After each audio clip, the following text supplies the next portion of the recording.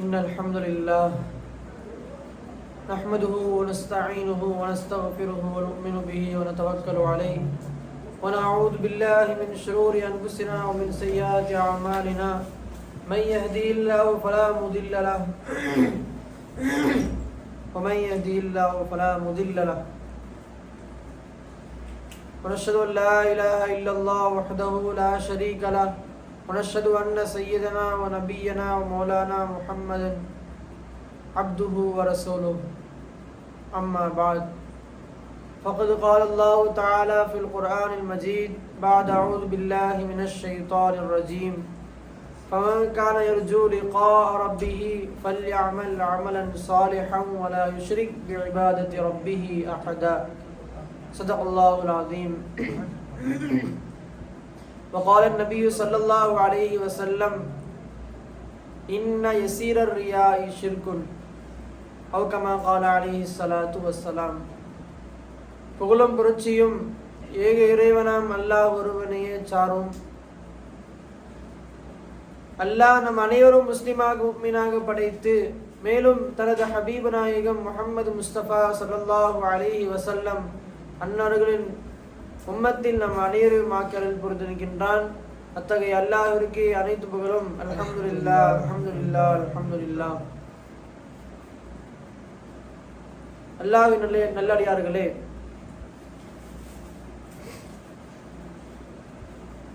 இன்றைய காலகட்டத்தில் எப்படி சூழ்நிலை இருக்கிறது என்று சொன்னால்,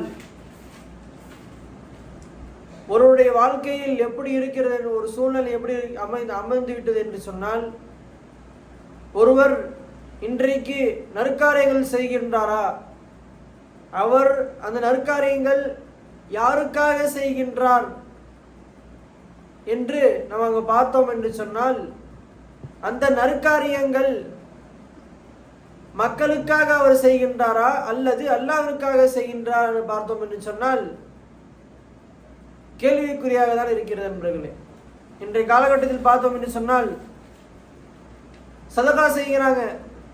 அவங்க 10 ரூபா சதகா செய்தால் என்னை பிற மக்கள் புகழ வேண்டும், என்னை பிற மக்கள் பார்த்து என்று என்னை பிற மக்கள் பார்த்து இன்னும் புகழ வேண்டும் என்பதற்காக வேண்டி அவர் சதகா செய்வார். இன்னொரு இருக்காங்க, அவர் தொழுகுவார்கள், ஐவேளை அவர் நியமமாக தொழுகுவார்கள். அந்த தொழுகை அல்லாஹ்விற்காக தொழுகிறார் என்று பார்த்தோம் என்று சொன்னால் கேள்விக்குறியாக தான் இருக்கிறது நண்பர்களே. அவருடைய தொழுகை என்னை 4 பேர் பார்த்து என்னைய நான் வழக்கசாலி என்பதற்காக அவர் தொழுவார், என்னை 4 பேர் புகழணும் என்பதற்காக வேண்டி அவர் தொழுவார் நண்பர்களே. அதான் ரசூலுல்லாஹி ஸல்லல்லாஹு அலைஹி வஸல்லம் அவர்கள் சொன்னார்கள், இன்ன யஸீர ரியாஇ ஷிர்குன், நிச்சயமாக லேசான முகஸ்துதியாகிறது ஷிர்க் என்பதாக ரசூலுல்லாஹி ஸல்லல்லாஹு அலைஹி வஸல்லம் அவர்கள் சொன்னார்கள் நண்பர்களே. இப்ப எப்படி உதாரணமா நம்மளோட உடல் இருக்கிறது, அந்த உடல்ல இப்ப உதாரணமா ஒரு வண்டி இருக்கு வச்சுக்கங்களேன். அந்த வண்டியில இன்ஜின் இருந்தா அந்த வண்டி நல்லா ஓடும். இப்ப அந்த வண்டியில இன்ஜின் இல்லை அப்படின்னா அந்த வண்டி கொஞ்சம் ஹராபா தான் இருக்கும், அந்த வண்டி கொஞ்சம் இன்னும் வித்தியாசமா தான் இருக்கும். அதே மாதிரி தான் தன்னுடைய உடலில் இருக்கிறது உடலில் நம்மளுக்கு இன்ஜின் எது என்று சொன்னால் உள்ளம் தான். அந்த உள்ளத்தில் நாம் அல்லாஹ்வுக்காக செய்யக்கூடிய அமல்களை தான் அல்லாஹ் தஆலா ஏற்றுக்கொள்கிறான். அந்த அமல் தான் நம்முடைய உள்ளத்தில் அசல் செய்து நம்மளுடைய எல்லா விதமான நற்காரியங்களும் அந்த உள்ளத்தில் இருந்தால் நடக்கிறது நண்பர்களே. ஆனால் இன்றைய காலகட்டத்தில் பார்த்தோம் என்று சொன்னால், அந்த நற்காரியங்களும் அல்லாஹ்வுக்காக செய்கின்றார்கள் பார்த்தோம் என்று சொன்னால் இல்லை. அவருடைய புகழ் அல்லாஹ்வுக்காக செய்கின்றார் என்று பார்த்து சொன்னால் அவர் அல்லாஹ்வுக்காக செய்ய மாட்டாரு. அவரை 4 பேர் நீங்க பார்த்து புகழும் என்பதற்காக வேண்டி அவர் செய்வார் நண்பர்களே. நாளை மறுமை அல்லாஹ் தஆலா இடத்து நாம் செல்வோம். அல்லாஹ் தஆலா நம்ம என்ன சொல்வானா, அல்லாஹ்ட்ட கேட்போம், யா அல்லாஹ். அல்லாஹ் கேட்பானா, நீ எனக்காக என்ன பண்ண அடியானே என்பதாக அல்லாஹ் தஆலா கேட்பானா. அப்ப நம்ம சொல்லுவோம், யா அல்லாஹ் நான் உனக்காக தொழுதேன் அல்லாஹ். அல்லாஹ் சொல்லுவானா, நீ பொய் சொல்கிறாய், நீ தொழுதாய், உன்னை 4 மக்கள் உன்னை புகழ வேண்டும் என்பதற்காக நீ தொழுதாய், அதனால் உன்னை மக்கள் உன்னை இந்த உலகத்திலே புகழ்ந்து விட்டார்கள், உனக்கு இங்கே சொர்க்கம் கிடையாது என்பதாக அல்லாஹ் தஆலா சொல்லிவிடுவான். நண்பர்களே, நாம் இன்றைக்கு செய்யக்கூடிய ஒவ்வொரு அமலும் யாருக்காக வேண்டி இருக்க வேண்டும்? அல்லாஹ்விற்காக வேண்டி இருக்க வேண்டும். நான் இதற்கு அல்லாஹ்விற்காக செய்கின்றேன், நான் எதை செய்தாலும் அல்லாஹ்விற்காக செய்வேன் என்ற எண்ணம் நம்முடைய உள்ளத்தில் இருக்க வேண்டும். நண்பர்களே, அதான் ரசூலுல்லாஹி ஸல்லல்லாஹு அலைஹி வஸல்லம் சொன்னாங்க, மன் ஸல்லா யுராயி ஃபக்கத் அஷ்ரக. ஒருவர் பிறர் பார்க்க வேண்டும் என்பதற்காக வேண்டி தொழுதால் அவர் அல்லாஹ்வுக்கு ஷிர்க் வைத்து விட்டார். இன்னொன்று, ஒமன் தஸத்தக யுராயி ஃபக்கத் அஷ்ரக. யார் பிறர் பார்ப்பதற்காக வேண்டி சதகா செய்கின்றாரோ அவர் ஃபக்கத் அஷ்ரக, அவர் ஷிர்க் வைத்து விட்டார். ஒமன் சாம யுராயி ஃபக்கத் அஷ்ரக. யார் ஒருவர் பிறர் பார்க்க வேண்டும் என்பதற்காக வேண்டி அவர் நோன்பு வைத்தார், அவரும் ஃபக்கத் அஷ்ரக, அவரும் அல்லாஹ்விற்கு ஷிர்க் வைத்து விட்டார். நண்பர்களே, ஆனால் இந்த எல்லா அமல்களை விட இந்த ஷிர்க்குடைய இந்த ரியாவுடைய அமல் நாம் மிகவும் பகிரங்கமாக இருக்க வேண்டும். நண்பர்களே, ஏனென்று சொன்னால் இந்த ரியா நம்ம எதற்காக நம்ம ஆசைப்படுகிறோம்? நாம் இந்த தொழுகை தொழுதால் என்னை மக்கள் புகழ்வார்கள் என்பதற்காக நாம் ஆசைப்படுவோம். ஆனால் இந்த மக்கள்கள் நம்ம உலகத்திலே புகழ்ந்து விடுவார்கள். அல்லாஹ் தஆலாவிடத்தில் இந்த அமல் ஏற்றுக்கொள்மா என்று பார்த்தால் இந்த அமல் அறவே ஏற்றுக்கொள்ளப்படாது. நண்பர்களே, அல்லாஹ் தஆலா குர்ஆனில் சொல்கிறான், ஃபமன் கான யர்ஜூ லிகா ரப்பிஹி. தன்னுடைய நீ ரப்பை நீ சந்திக்க நீ ஆசைப்பட்டால் ஃபல்யஅமல் அமலன் சாலிஹா. என்ன சொல்றான் அல்லாஹ் தஆலா? நற்காரியங்கள் செய்து கொள், நல்ல அமல் செய்ய என்பதாக அல்லாஹ் தஆலா சொல்றான். எந்த அல்லாஹ் தஆலா நற்காரியங்கள் செய்ய சொன்னானோ அதே அல்லாஹ் தஆலா சொல்றான், வலா யுஷ்ரிக் பி இபாதத்தி ரப்பிஹி அஹதா. என்னுடைய இபாதத்திலேயே நீ ஷிர்க் வைத்து விடாதே அடியானே என்பதாக அல்லாஹ் தஆலா சொல்கின்றான். நண்பர்களே, ஏனென்றால் இன்றைய காலகட்டத்தில் இப்படிதான் இருக்கிறது. சில பேர் இருப்பாங்க, பள்ளியாசலுக்கு தொழுக போவாங்க. எப்படி போவாங்க? நான் என்னைய பிறர் 4 மக்கள் என்னை பார்த்து வணக்கசாலி என்பதை சொல்ல வேண்டும் என்பதற்காக பள்ளியாசலுக்கு போவாங்க. சில பேர் என்னவென்று போவாங்க, நல்ல எண்ணத்தோடு தான் போவாங்க. பள்ளியாசலுக்கு போய் என்ன பண்ணுவாங்க? என்னைய 4 பேர் நீ பார்க்கணும், என்னை நான் 4 பேத்துக்கு நான் நல்லவனா தெரிய மாதிரி தொழுகணும் என்பதற்காக தொழுவாங்க. அதே மாதிரி தான் இந்த சதக்காவிலும் 4 பேர் தர்மம் செய்வாங்க. சில பேர் தர்மம் செய்வாங்க, 4 பேர் பார்க்கக்கூடாது என்பதற்காக தர்மம் செய்வாங்க. பார்த்தா நம்மளுடைய உள்ளத்தை வந்துவிடும், 4 பேர் பார்க்கிறாங்களே, இன்னொரு 20 ரூபாய் எக்ஸ்ட்ரா கொடுப்பேன் என்பதற்காக வேண்டி அவருடைய உள்ளத்தில் என்ன வந்துவிடும். நண்பர்களே, அதே மாதிரி தான் இன்றைய காலகட்டத்தில் இந்த ஹஜ்ஜை என்று எடுத்து பார்த்தோம் என்று சொன்னால் அப்படிதான் இருக்கின்றது. அவர் ஹஜ் செய்கிறார், அவர் ஹஜ்ஜுக்காக போகிறார் என்று பார்த்தோம் என்று சொன்னால் அவர் ஹஜ்ஜுக்காக போறதில்லை, எல்லா ஹாஜின் என்று சொல்லணும் என்று சுத்தி வரக்காக போறாங்க.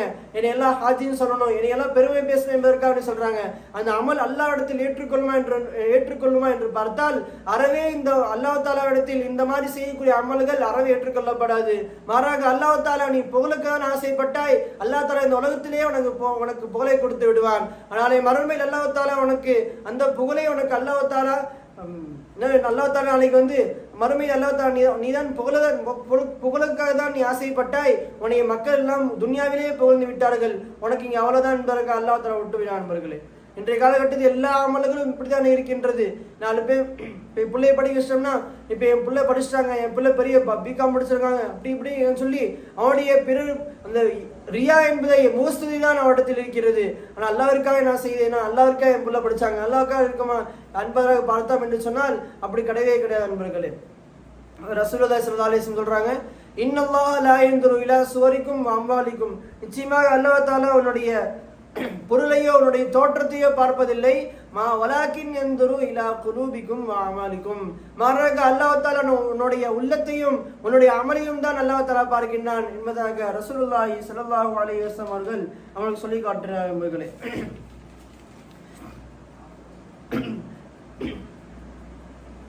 நாளைக்கு மறுமையில் அல்லாஹ் தஆலா நம்ம அல்லாஹ் தஆலாட்ட போவோம். அல்லாஹ் தஆலாட்ட போகும்போது அல்லாஹ் தஆலா கேட்பான், ஒரு பணக்காரர் இருப்பார். அந்த பணக்காரத்தை அல்லாஹ் தஆலா கேட்பான், நீ இந்த துனியால நீ காசு வச்சிருந்த, இந்த காசு யாருக்கா நீ செலவு செய்தாய்?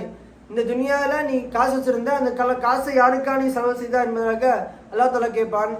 அப்ப அந்த பணக்காரர் சொல்லுவானா, யா அல்லாஹ், இந்த காசு நான் உனக்காக தானே செய்தேனே அல்லாஹ் என்பதாக அந்த பணக்காரர் சொல்வானா. அல்லாஹ் தஆலா சொல்வானா, நீ பொய் சொல்கின்றாய் என்பதாக சொல்லி அல்லாஹ் தஆலா அவனுடைய தர்மம் எல்லாம் நீ புகழ வேண்டும், பிற மக்களுடைய புகழ வேண்டும் என்பதற்காக நீ தர்மம் செய்தாய், அதான் உனக்கு கூலி கிடைக்காது என்பதாக அல்லாஹ் தஆலா விட்டு விடுவான் நண்பர்களே.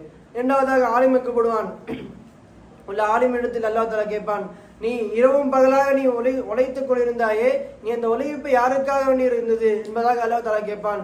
அப்போ அந்த ஆலிம் சொல்வாராம், அல்லாஹ் நான் உனக்காக தான் நான் செய்தேனே அல்லாஹ் என்பதாக அந்த ஆலிம் சொல்வாராம். இப்போ அல்லாஹ் தஆலா சொல்வானா, நீ பொய் சொல்லுகின்றாய், நீ எனக்காக நீ மக்களுக்கு நீ எடுத்து சொல்லவில்லை, நற்காரியங்கள் நீ மக்களுக்கு எனக்காக சொல்லவில்லை, நீ பிற மக்களுடைய புகழ வேண்டும், பிற மக்களுடைய ஆலிம் என்னை கண்ணியப்படுத்த வேண்டும், பிற மக்களை நீ கண்ணி கொடுக்க வேண்டும் என்பதற்காக வேண்டி நீ செய்தாய், அதனால உனக்கு கூலி கிடைக்காது என்பதாக அல்லாஹ் தஆலா அவனையும் அந்த ஆலிமையும் நரகத்தில் போட்டு விடுவான் நண்பர்களே.